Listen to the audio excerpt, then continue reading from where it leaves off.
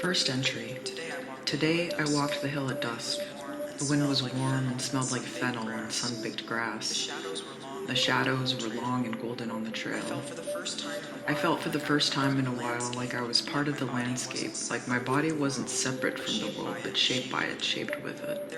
There was a moment when a crow flew low over my head, and I ducked instinctively, laughing. It felt good to laugh out loud like that, surprising and real. Next entry.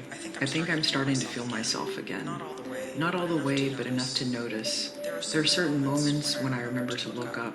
The sky always surprises me, like I've been underwater and suddenly breached the surface. How is it always so much, so wide, so full of light? Even the gray days have a kind of generosity I forget to expect. I want to live a life where I remember to look up. Next entry. Some days my mind feels like a locked room, like the key has been buried under weeks of unopened mail and dirty laundry. I go outside and try and find it. Sometimes the air helps, or a tree, or the shape of a bird flying low. Sometimes I come back in empty-handed, but at least I went looking. Next entry. The world doesn't owe me beauty, and yet it gives it constantly. A ray of sun on the wall, the sound of someone laughing just out of sight, the smell of something blooming I can't name. I want to learn how to notice without needing to own, to love without needing to hold, to witness and be moved.